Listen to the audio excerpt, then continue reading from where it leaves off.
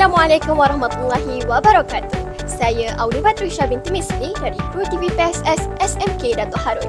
Pada hari ini, saya akan mengkupaskan satu topik yang bertajuk Bahan Digital Memperkasakan Pendidikan Negara. Bahan digital dalam pendidikan telah membawa perubahan besar dalam sistem pembelajaran yang menjadikannya lebih dinamik, berkesan dan juga interaktif. Dengan kemajuan teknologi, bahan digital memainkan peranan penting dalam memperkasa pendidikan dalam pelbagai aspek. Antaranya ialah dapat meningkatkan akses kepada pendidikan, meningkatkan keberkesanan pengajaran dan juga pembelajaran dan memperkasakan kemahiran digital pelajar dan menyokong pembelajaran sepanjang hayat. Cop, sebelum saya membincangkan dengan lebih lanjut tentang topik ini, mari saya terangkan terlebih dahulu tentang apakah itu bahan digital. Bahan digital merujuk kepada sumber maklumat atau media yang disimpan dalam format elektronik dan boleh diakses melalui peranti digital seperti komputer, tablet dan telefon pintar. Contoh bahan digital termasuklah e-buku, laman sesawang dan video klip berinformasi. Penggunaan bahan digital dalam pendidikan menawarkan pelbagai kelebihan.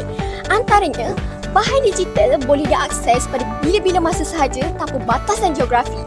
Dan bahan digital sering disertai dengan pelbagai video animasi dan pelbagai benda-benda yang menarik.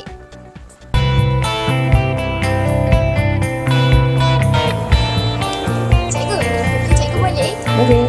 Nak tanya cikgu boleh macam mana biasanya cikgu mengajar guna projektor dan tanpa projektor?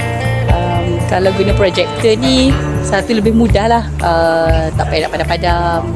Tak payah nak guna cari pen. Kadang-kadang hilang dakwat ada. Madam hilang. Kalau pakai projektor ni lebih senang, lebih mudah. Lepas tu kalau saya nak tunjuk video pun, saya boleh split dua papan kat sini. Boleh senang lah, lebih mudah saja. Terima kasih cikgu.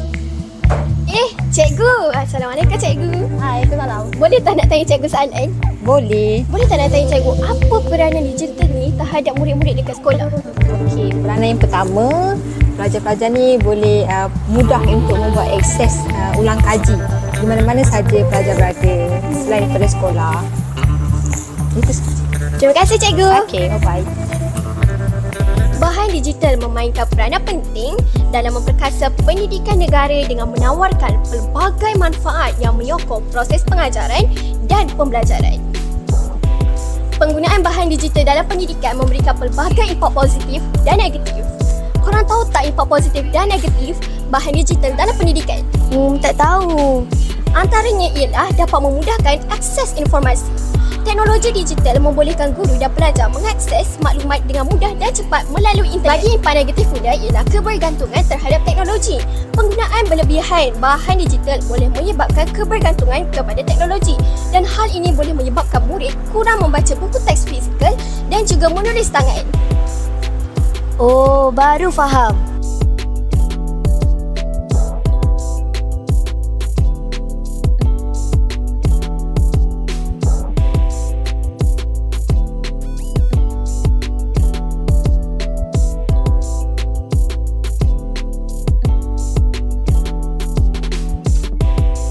Integrasi bahan digital dalam kurikulum pendidikan dapat meningkatkan standard pendidikan negara dengan mengadaptasi teknologi terkini. Malaysia dapat membina sistem pendidikan yang lebih cekap dan relevan dengan keperluan global.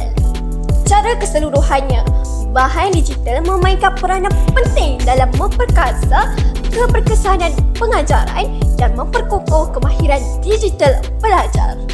Walaupun terdapat cabaran seperti juran digital dan keselamatan cyber, pendekatan yang sistematik dan kolaboratif antara kerajaan, pendidik dan masyarakat dapat memastikan teknologi digital digunakan secara optimum untuk membangunkan sistem pendidikan yang lebih maju dan inklusif. Sekian daripada saya. Terima kasih. Assalamualaikum.